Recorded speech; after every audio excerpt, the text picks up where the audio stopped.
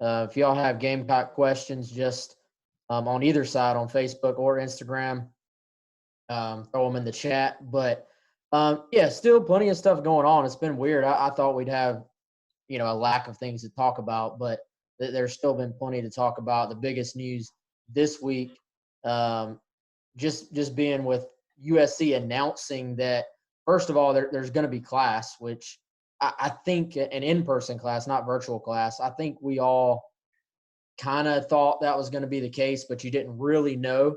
At least right now, that's the plan. Students return in August. USC making that official, and a lot of the SEC has already done that. Has already sort of at least made the plans to go back this fall, to go back in August. Chris, were you at all surprised to see the word come out? I guess that was yesterday, that the USC will be sort of in person and have at least as close to a normal, as a college experience as possible. Not entirely surprised. I mean, I would say that, maybe a little bit of surprise at the timing of it, just in terms of wasn't sure if they would make that decision, quite that early in the process, but they did. And so, I think things are trending in the direction of, college football returning. And so obviously to do that, people were sort of trying to reconcile, how do you bring back college football? And also, if you do that, you probably need to get to a point where you can have the students on campus. And so, they were able to sort of reconcile those two things. I do think, Wes, you got to consider in this situation, that they're fully planning on doing this. They're fully planning on implementing it. But you also have to keep in mind that, there's still, some time, before students report back to campus, before they begin classes. And so if things change, they'll have to have a plan in place to be able to adjust. And I'm sure they can do that. I'm sure all those things have been run through. But the fact that they are going to be back in August, and then, it looks like football season probably on time, but they were just talking about students right now. That decision as a whole is not entirely surprising because of where everything else has been in the country, with a lot of people around the country, reopening some businesses and putting some certain things into place. It's not like they're just throwing the students out there and saying it's a free for all. There's going to be some things in place, some protocols that they're going to ask people to follow, as things transition back into a more normal rather, sort of college experience. Yeah, and then the big news, I guess, on top of that, which we were all sort of waiting on, was football. And nobody, I guess, has specifically said exactly what's going to happen there. And they're still running through some numbers, I guess, some scenarios, some models, I think was the word that Ray Tanner used. But, I think it's interesting, the idea of social distancing at a football game, Chris, was something that I think a lot of people have had questions about, something that there's not really a lot of answers to at this point. And I think that's going to be the most interesting part maybe in the next few months. Right now, the plan is to have football and have it on time. But what does this look like? Does it look the same throughout college football? Does it look the same throughout each conference? Do certain stadiums, as far as how they're designed, like ergonomically, can you get away with things at those stadiums that maybe you can at other stadiums, as far as maybe having a few more people in there? And then the question everybody has asked is who gets in, like who gets to go, who gets the opportunity to go in the games. I think is going to be very interesting. But to you, what does a social distance Williams-Brice Stadium look like? I mean, it's going to be quite weird, obviously. And I think you look and, for me, we talked about this on the podcast. I think there's a very real chance, guys, that we have a masked Williams-Brice, like people basically. Yeah. There was a picture on Twitter. I think it was from 1918, and it showed. I think it was Georgia Tech, and the entire stadium, everybody in the stands had masks on. And if the studies continue to show that masks can help with transmission, which I think a lot of the studies now, they believe that it can help, especially if both parties have a mask on. I think there's a very real chance you see that where schools say you can come in, you probably have to sign a waiver first, but you have to wear a mask, and that would be a very surreal thing to see. But yeah, Chris, what do you think? What does a social distanced Williams-Brice Stadium look like to you? It's an interesting question, man. I'm gonna be honest. I don't know why, but I didn't even really consider social distancing inside a football stadium or athletics events in general, aside from maybe some outdoor ones where you're less confined. I didn't really even consider that when this all started. It really, this has been interesting to watch this evolve, because it's gone more from, is there going to be a season, that got answered, to where it became evident fairly quickly, yes, there's going to be a season at some point, all the way to when is it going to happen and how. And maybe about 10 days ago, you probably remember, we published a report on this on Gamecock Central, saying that college football was, sort of the power people and people within different conferences across the country were studying the feasibility of social distancing in a stadium. And when I heard that, I said, wow, that's sort of interesting, because how do you do that? Obviously, you can't let in everybody in the stadium and do that. And then, like you said, Wes, the biggest question is, how do you do it? Both in terms of, how do you make it as safe as possible for everybody that's in there? How do you handle it from a liability standpoint? And then who gets in? Like you said, that's a huge issue. And honestly, that's a huge concern for anybody who's in athletics administration. So the answer is, right now, there's not an answer. I do think that what you said earlier about nationally people sort of being in lockstep, I think is probably going to happen, because you want to have the same model across college football. Now, you mentioned different stadium designs. Some are going to be better than others. But another thing is, I think, this is just my opinion, you're probably going to have like a percentage of fans. Because, for instance, you can't say you can let 15,000 fans into the stadium. Well, at some smaller schools, that's their capacity, if you're talking about low level schools. So it's probably going to have to be some sort of percentage capacity, or, hey, based on how your stadium's designed, you can have this many people because they're this far apart. Then you get the liability. Then you make people wear masks. But chances are that the likelihood is that we're going to see significantly smaller crowds at the largest venues. So to use Williams-Brice as an example, because that's the school we cover, it holds 80,000, West, 82, something like that. Numbers have been kicked around that are pretty low, 15, 20, 25,000. I mean, there hasn't been a model settled on, but you could see that. And so then the question is, well, God, who do you let in? And so the answer is, it's going to have to be some kind of combination. And some people are going to be upset, but it is what it is. If that's the national model that's adopted, then it's sort of on the schools or on the conferences or whoever to figure out, here's how we're going to let people in. So the thought process right now, without anything being done, is probably some combo of students, some combo of premium seating, meaning your big dollar boxes and things like that, some combo of maybe some more generalized seating, upper and lower levels. So how do you do that? Well, you might have to prioritize, hey, some longtime donors who've been in the Gamecock Club for 50 years. Maybe we do a lottery for some of those folks. Maybe they get one game a year. Maybe they go in a lot. I don't know what that will look like, but it's probably to be able to touch as many different areas as you can. You're going to have to pull from the student body. You're going to have to give access to some large donors. And you're going to have to give access to, maybe your lower level Gamecock Club members. And then do you do something with public at large? Maybe they're the first group sort of on the chopping block, for instance, the single game tickets, things like that, maybe are out of here this year. So I don't know how they'll do it, but the crowds are probably going to be cut in. I don't know. What is that? I'm bad at math. You're the mathematician on staff. Oh, am I? Yeah. It's going to be that. cut.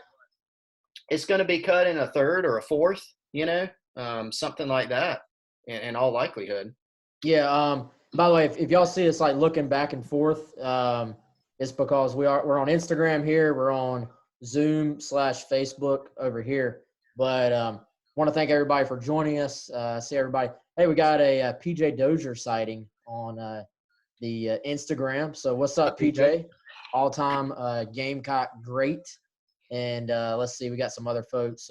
Will Manning, what's up? Man, y'all got some wild Instagram names. I mean, I think this is Elon Musk's son or something. Didn't he? Did you see his name? Yeah, it was almost like the Prince when he changed his name to a symbol. Yeah, it's crazy. We got XK Herbo, what's up?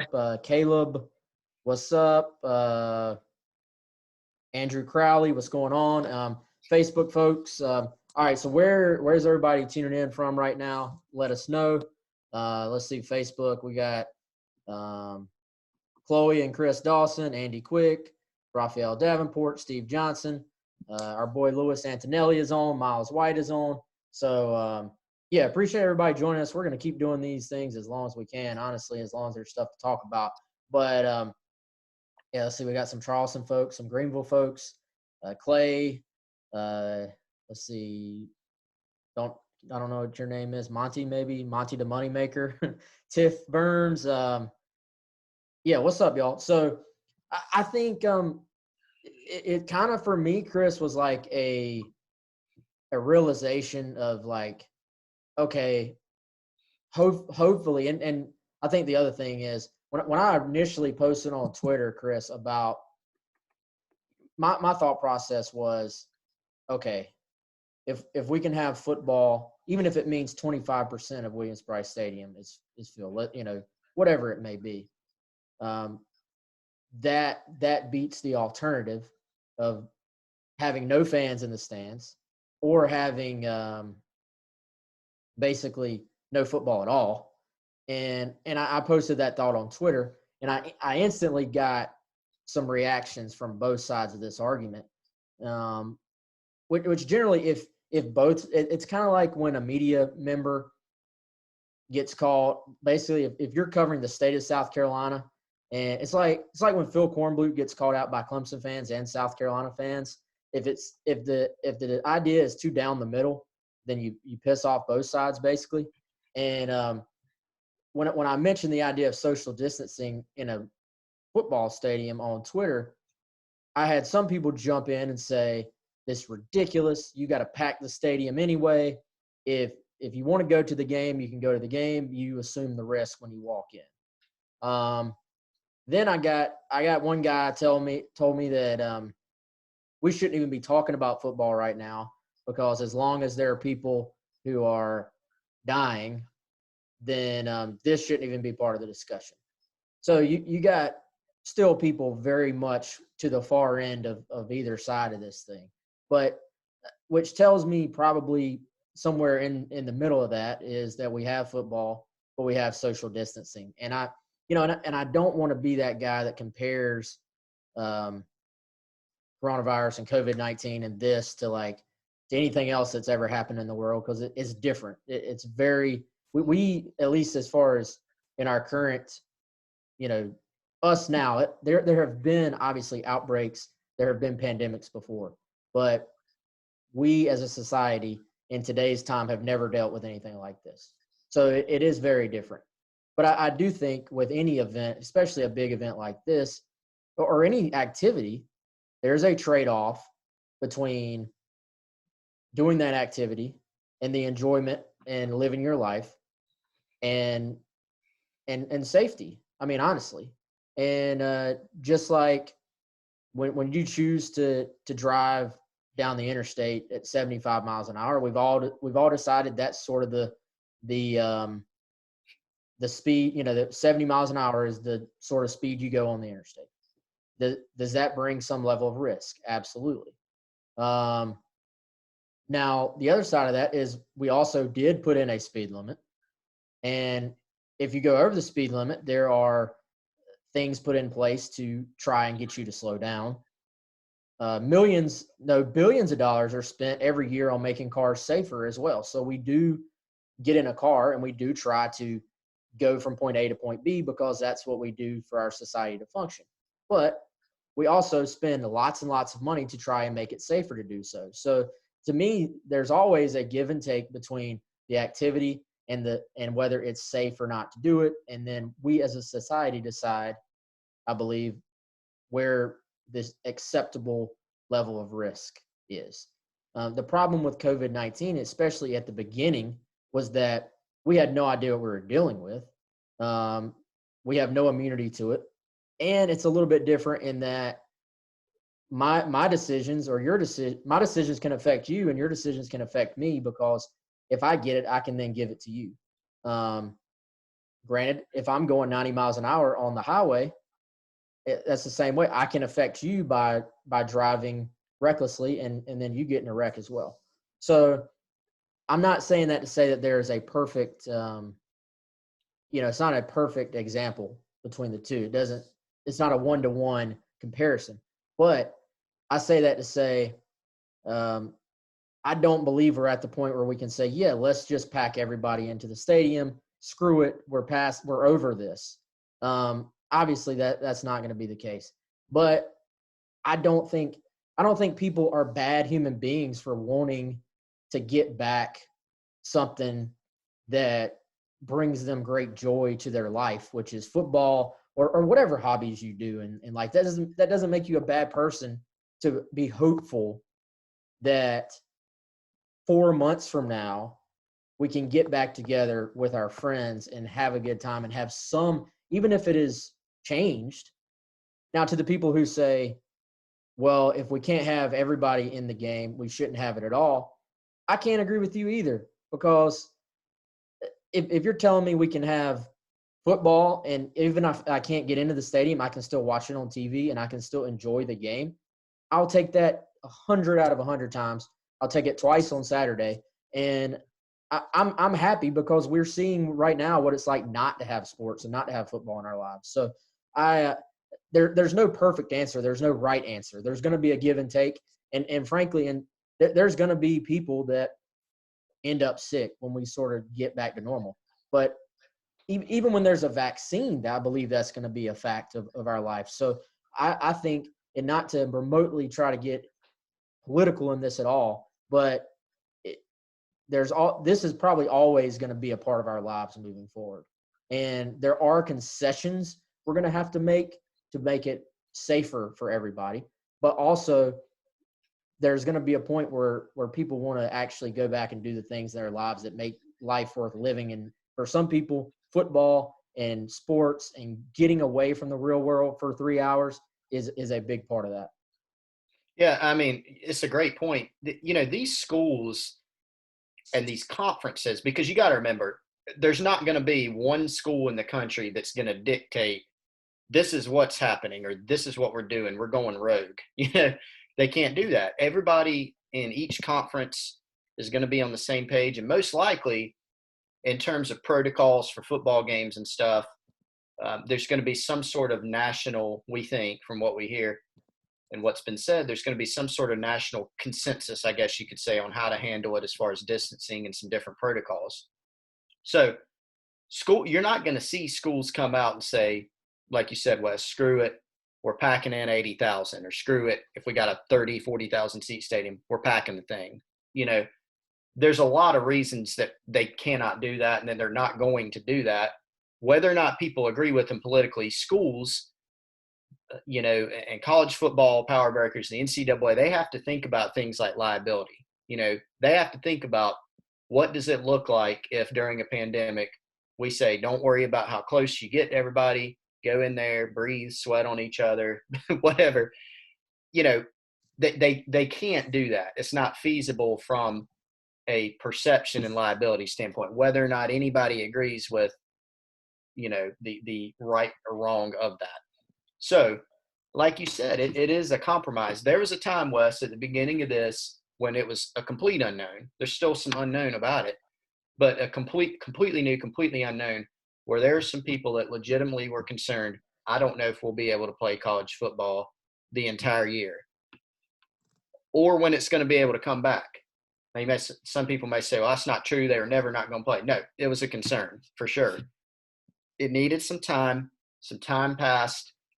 they're able to figure out it's feasible, but how do we get there? And it is that trade-off you mentioned. Here's the big trade-off, just to be real about it in college football. Millions and millions of dollars for these big schools like South Carolina. Their distribution from the Southeastern Conference in January from TV money and bowl revenue, the split, most of it being TV money, was about $45 million, I think. Most of that's TV money. So if there's no season, you lose not only TV money, close to $40 million, but you lose all the ticket revenue. So you're talking about $70, $80 million in revenue.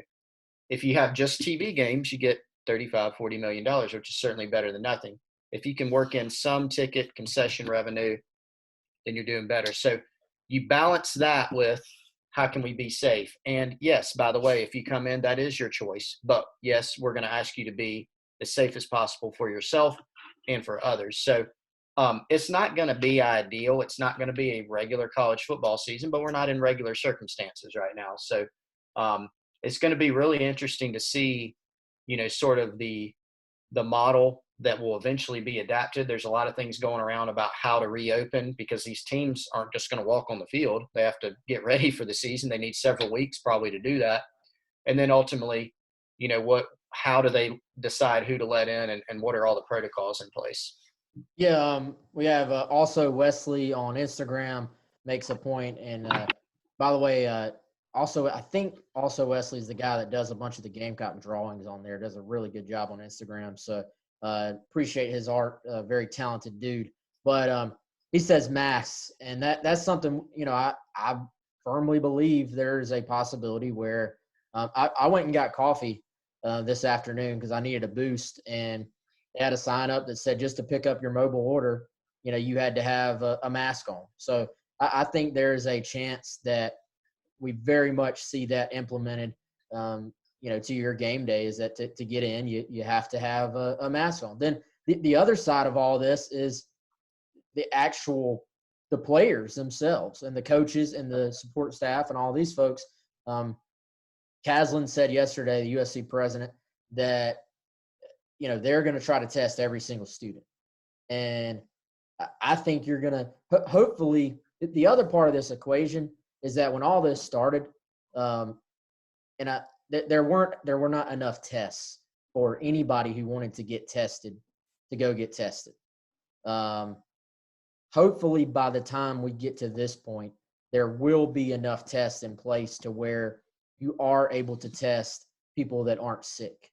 And that's already started to happen, I think, some places. But I think the tests have to be so prevalent that you feel like when school comes back, you test every single student before it starts.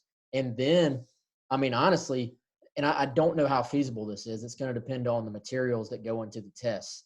But is it possible to test every single player on a weekly basis, on every 2 week?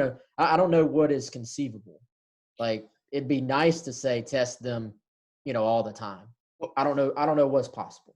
Yeah, that was my question, because what I've heard is that sort of the modeling that they're doing right now for returning and being able to play the season is to test coaches, players, and officials, because these are the people that are going to be in closest proximity to each other playing a game like football.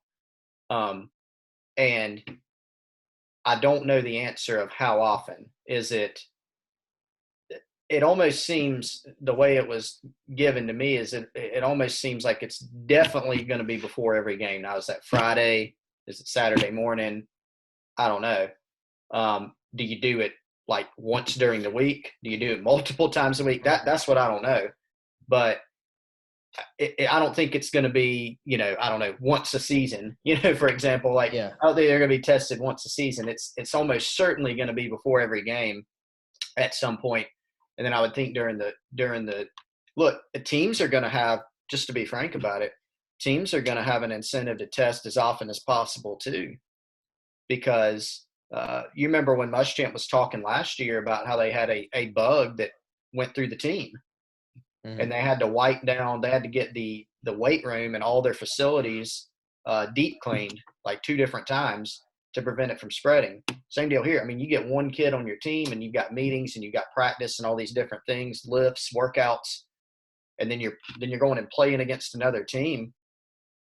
I mean, you can have one kid and it snowballs. So they're going to have to be very careful about, how they do that, about when they're testing. Sorry, Wes, lost my phone there. So I think they're going to have to test more often than just before game day, right? I mean, well, we've got a comment on Facebook here that says, "Isn't over testing dangerous?" And that's something honestly, don't know. I have. That's from Gray. Gray, I have no idea. Is that something that's out there? I don't know. See, that's. I think we get caught these days into where people think things are very binary. Like everyone believes there's a right answer and a wrong answer, but we can't agree on what that answer is. But there's a ton of gray area right now in everything, especially considering we've never been through this before as a society, as a modern society. So I don't know, Gray. That may be the case. That's another layer that has to be considered. I would imagine, and then it comes down to materials availability. Is over testing dangerous? I don't know. I don't know why it would be, but you may know more about it than I do. Let's see. We got a comment here. She says, "No idea. I know if you get injected with the flu virus multiple times, there's a chance you can get the flu." Well, no, I mean, this is just getting tested. This is swabbing. I mean, that's how the tests are done now, right, Chris? Like, and it's not the antibody test, which is something completely different, is a blood test at this point. But Yep. The actual test for COVID-19 is a swab, I believe, and the turnaround on them is much quicker than it was at one point. So I would imagine, Chris, it's at least once a week, and I would imagine you're testing the guy's temperature, because I know that and temperature isn't even a perfect solution, but it's better than nothing. I'd imagine every day. I almost would be willing to bet every day they step foot into the facility, you test their temperature as they walk in, because you can do. Don't they have infrared temperature devices now where you just get it like that? Yeah. I'd imagine you're taking the temperature of every single kid. He walks in. If anybody has a temperature that day, you're automatically quarantined away from the rest of the team. So you have actual, and then that person's tested immediately. But then I think you test everybody on the field. I mean, maybe the day before, or 2 days before, depending on the turnaround. I mean, is it a 24-hour test? I don't know. Is it by then? Is it an automatic reading? I don't know how that stuff. I'm not going to pretend to be a doctor, but as many times as you can do the test, then obviously that's all that's good. All right. Let's see. I want to get some of these questions. We got a lot of comments and questions and concerns, and let's see. I'm gonna go back up. Excuse me, guys. Louis Antonelli, who always appreciate him tuning in. His thoughts were on who gets into the games, and he said the first thing you have to do is offer people the option to not renew tickets this year, but not lose their access for the next year. I would almost guarantee that will be in place. You can't really punish folks right now for missing a year. I think much like the players in spring football didn't have it counted against their eligibility, I think you'll have anybody can sort of just bow out for 1 year and then come back on next year, and it'll just be a continuous year. I think going back to that concept, families of players, I believe, have to be on the first line of people that get to go in. Yep. They're your biggest donors. As much as the average fan hates to hear that, the biggest donors have to be on the first line of folks who get in, because this whole thing is a financial issue in the first place. Third, students. They're the lifeblood of your university. Now, can you cram them into the north end zone like you normally do? Absolutely not. I don't think. I think they'd have to be spread out. I do think there's a situation with the new premium seating. You are insulated a little bit from the rest of the crowd. So I think there would be a situation where, you put the families, like the people that have come together and have been spending time around each other and are driving in cars together, tailgating together anyway, you group them together with no separation.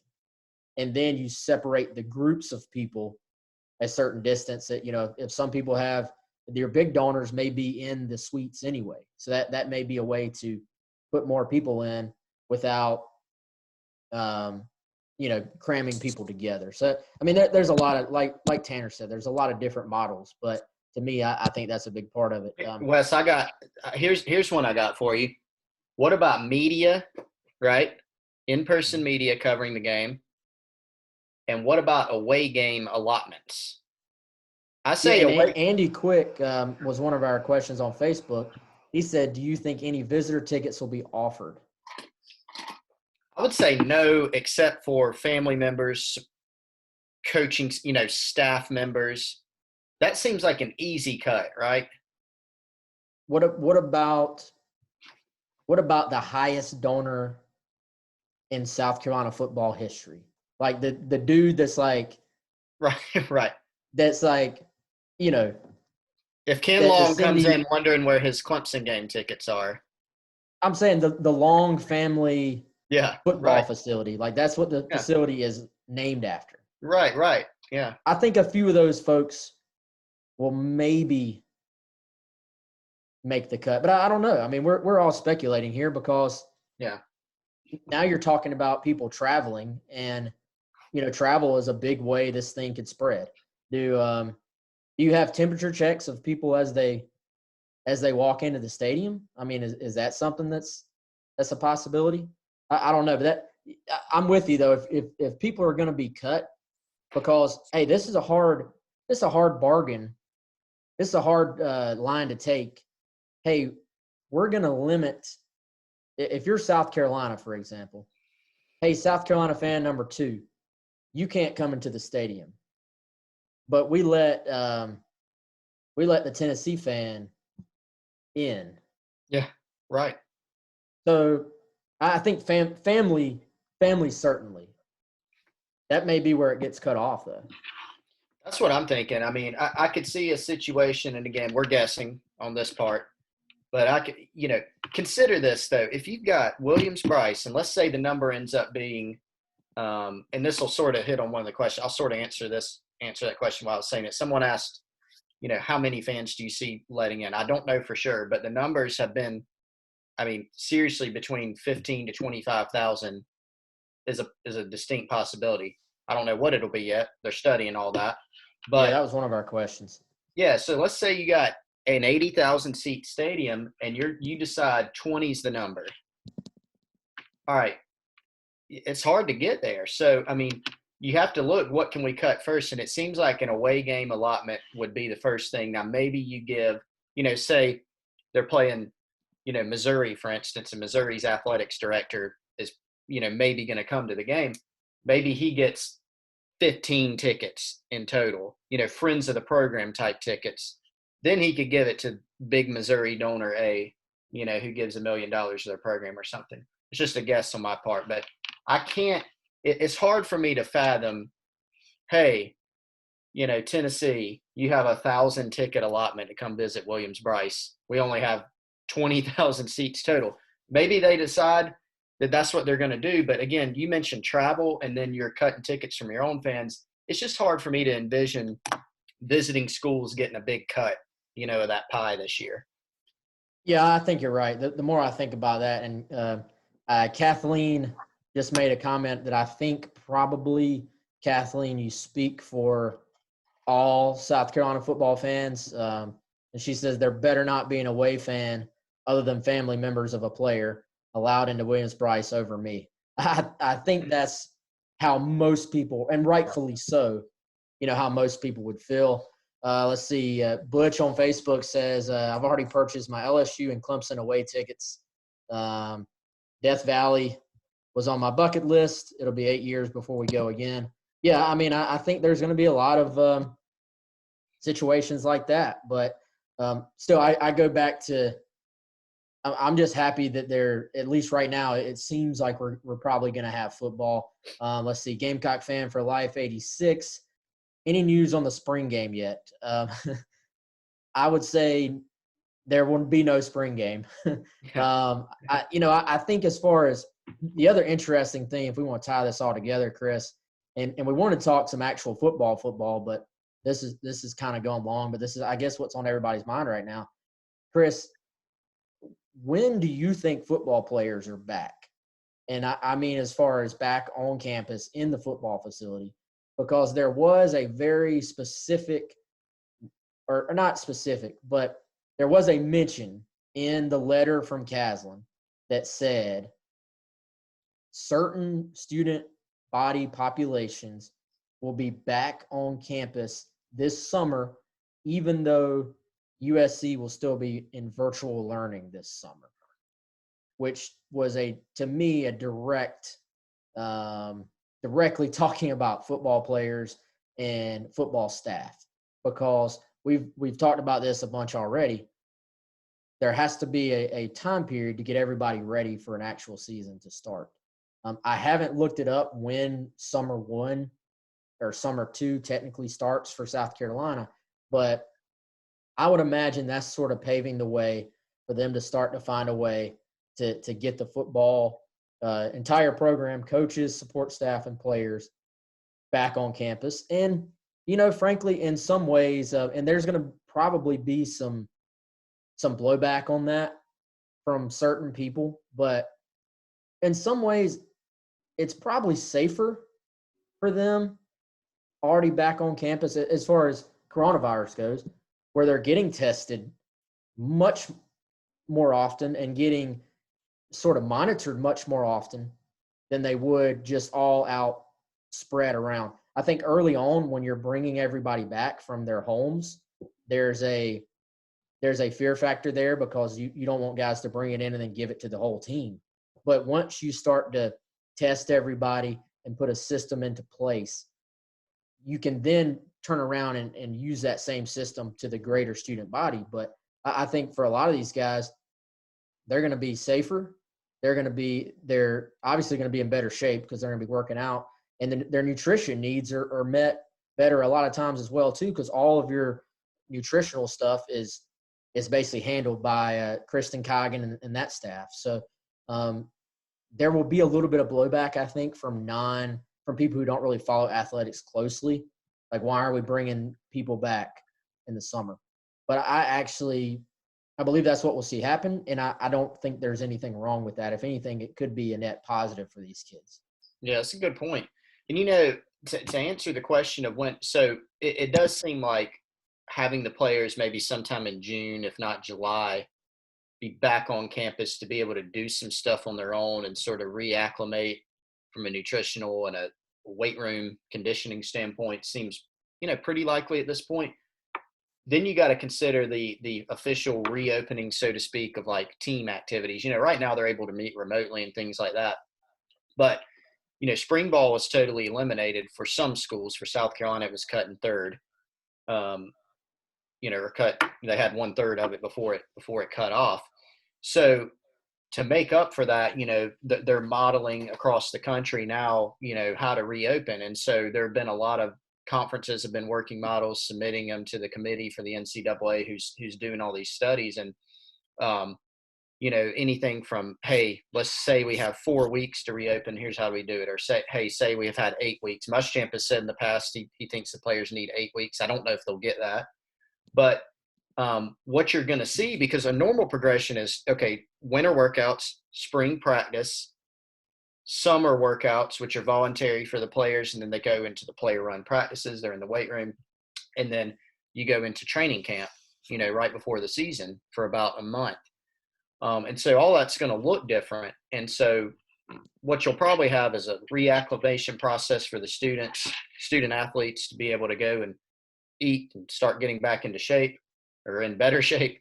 And then the official sort of reopening. So, for example, if you're looking at a 6-week model, it could be 2 weeks of organized strength and conditioning activities with the staff, 2 weeks of like an NFL style OTA, which would be sort of a lighter, like a limited type of practice, sort of maybe sort of what you see at the beginning of spring and fall camps, and then 2 weeks of like actual training camp. So that way you're sort of condensing your official team preparations and you're putting it all together for a shorter time period than you would have combined for all those things.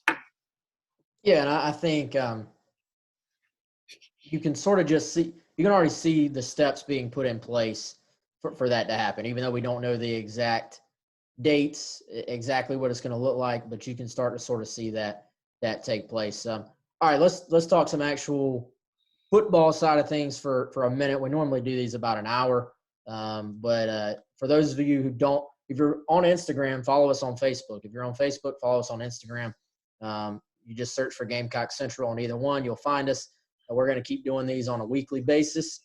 And if you're not a subscriber, by the way, if you're a student listening, you always have a free subscription. All you got to do is sign up and email us, and you'll get in for free. If you're not a student and you're not a subscriber, we have a promotion going on right now where you can hop on for now until August for free. So just go to GamecockCentral.com. You'll see the little bar at the top, and you'll see a link to the promotion, and you can go from there. But, okay, so football, recruiting, and what's going on there right now. We had a question, I think it was on Facebook, but one of the more intriguing recruitments right now that's gotten a lot of people talking has been J.J. Jones from Myrtle Beach.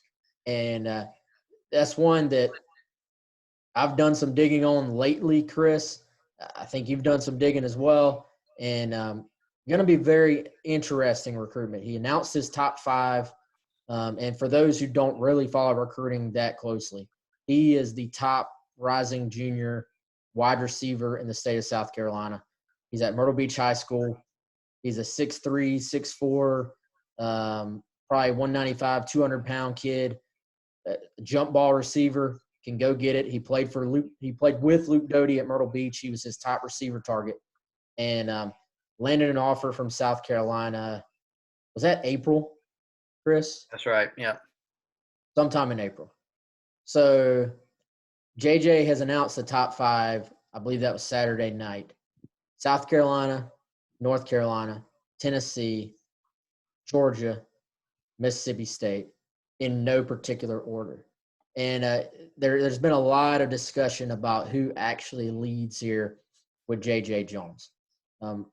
One thing I've picked up, Chris, is that, and kids can sometimes surprise you with when they commit. Sometimes they just up and say, I'm done with the process. I'm going to commit earlier than I'm telling people. That's always possible.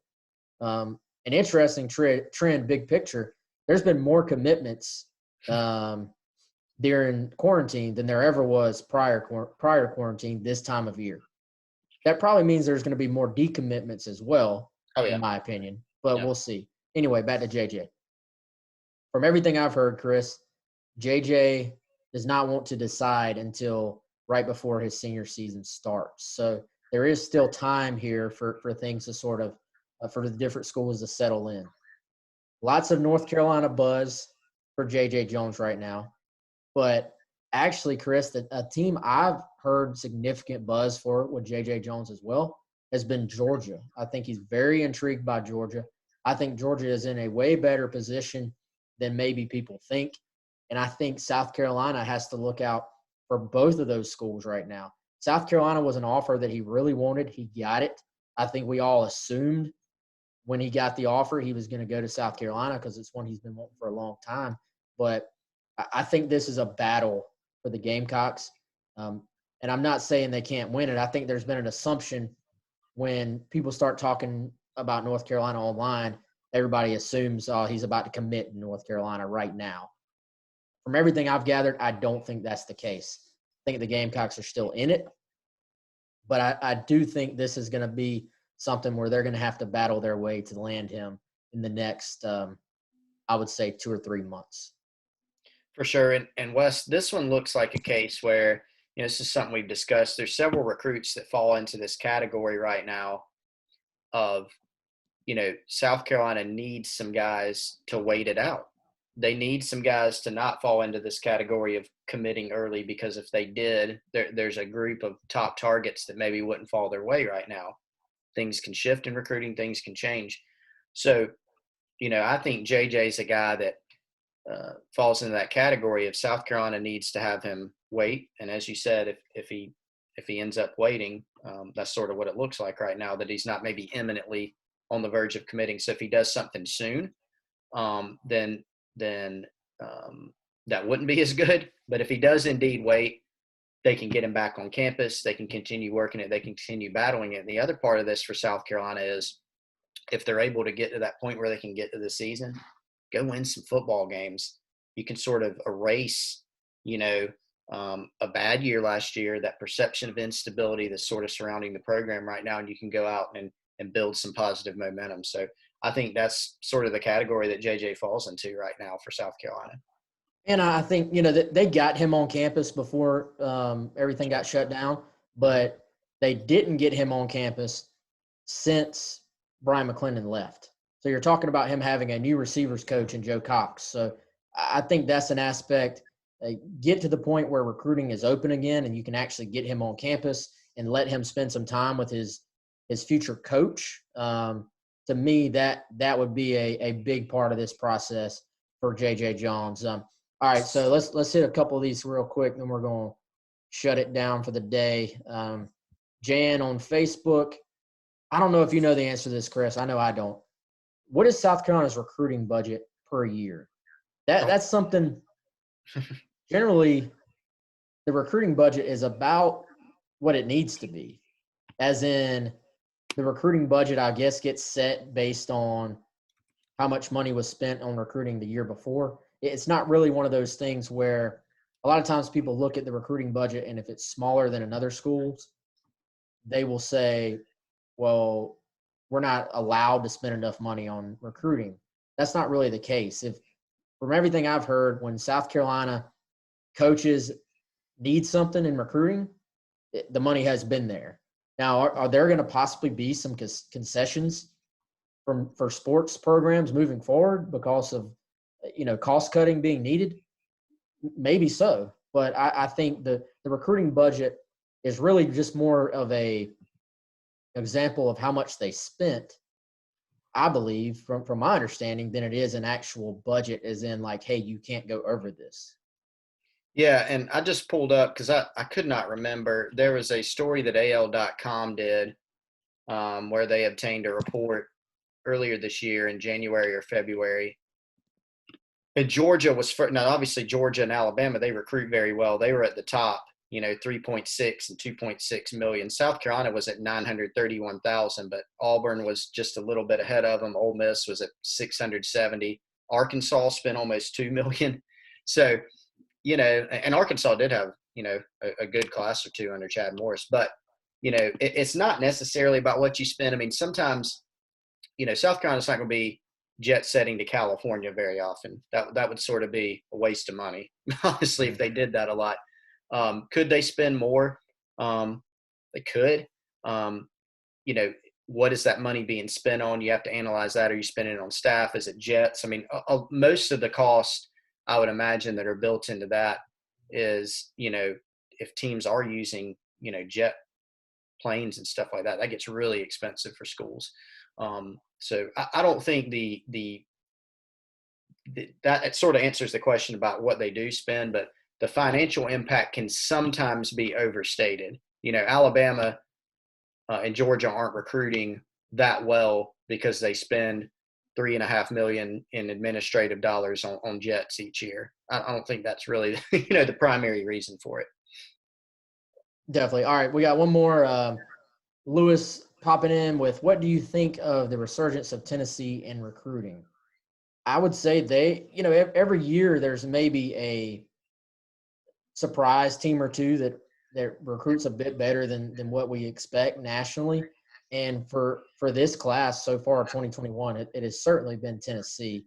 I think they've done a really good job of building some created hype online. They've done a really good job of having the guys who are committed to their program recruit other kids to join them. And there's just sometimes recruiting is not about reality. It's more just about the perception. And right now, I think Tennessee has a really good perception going on among prospects. So now, how exactly they've been able to do that, I don't know if you can really necessarily, put it into words. But what have you thought, Chris? I think you made some good points and hit on it. And I do think you have to think of Tennessee, while they haven't been a powerhouse that they formerly were, in the 90s, for example, they still have a big brand name behind them. They still have a brand that can be national.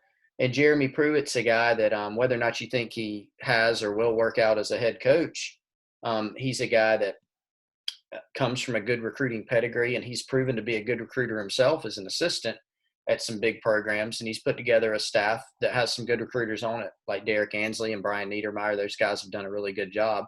Jay Graham's on the staff there at Tennessee, former Vol running back, former Gamecock assistant.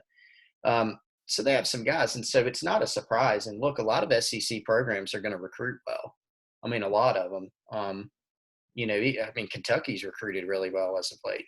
And so, they have built some really nice momentum at an interesting time, because there's no visits going on right now and things of that nature. They've gotten some outspoken voices on social media that have helped them. They've always had a big fan presence on social media. So for me, the key is, do they sustain it? What kind of season do they have?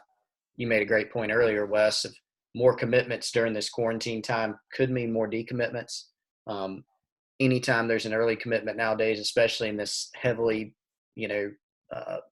this war zone of Southeast recruiting, you're always going to see segment of guys go out and take some more visits after they commit. So will they see that? They could. And so I think it's going to be really interesting to watch all that. But they've done a good job in this class so far.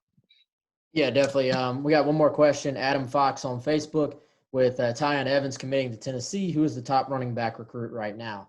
I don't know if there's necessarily – I don't want to speak for them or what their running back board might be. I always look for who's the guy that we both know that South Carolina really likes, and we know that the kid likes South Carolina.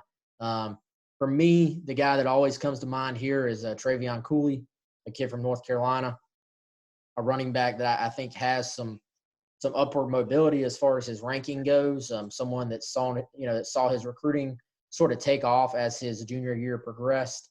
Someone that I believe South Carolina really would have been in really good shape with if they could have gotten him on campus before, everything got shut down. Right now, I think his familiarity with Duke and that program and, some things there, a lot of people feel like Duke may be in the best position right now.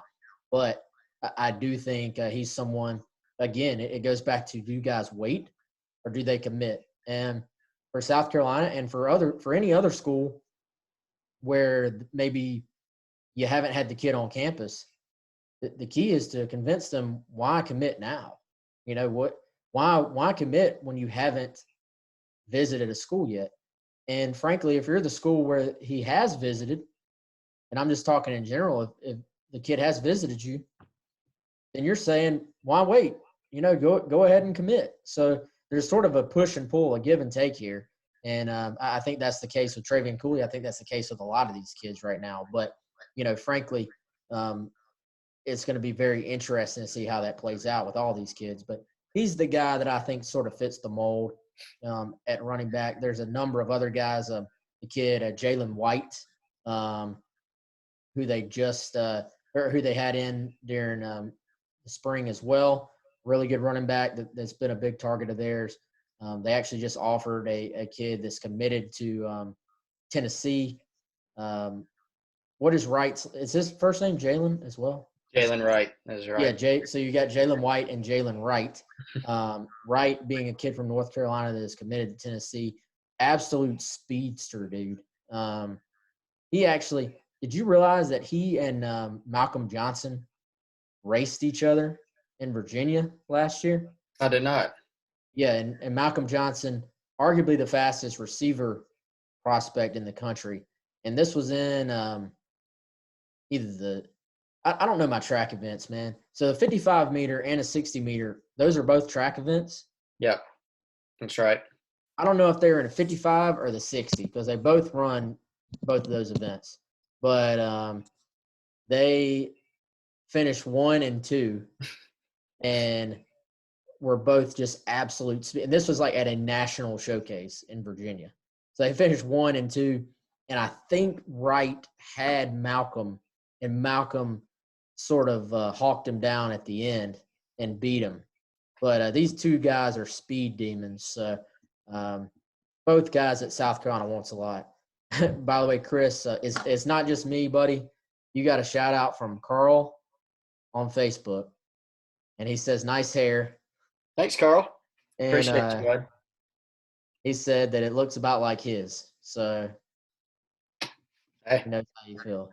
Yeah, man. Quarantine. Wes, I got 120 left on the IG. Chris's hair. Let's see. John, we appreciate it. Smoke C, hey to you as well. Bennett, appreciate you joining in as well. We started with your hair, man. I guess we're going to finish with your hair as well. And hope everybody has enjoyed it. If you're not a subscriber for Gamecock Central, check us out. We got a lot of great deals, including a free promotion, free trial until August. So go check that out. Hopefully, if you are a subscriber, you've enjoyed it. If you're just joining us on these videos, I hope you've enjoyed them as well. And for Chris Clark, I'm Wes Mitchell, and we will talk to you during our next in-house Gamecock Central live stream.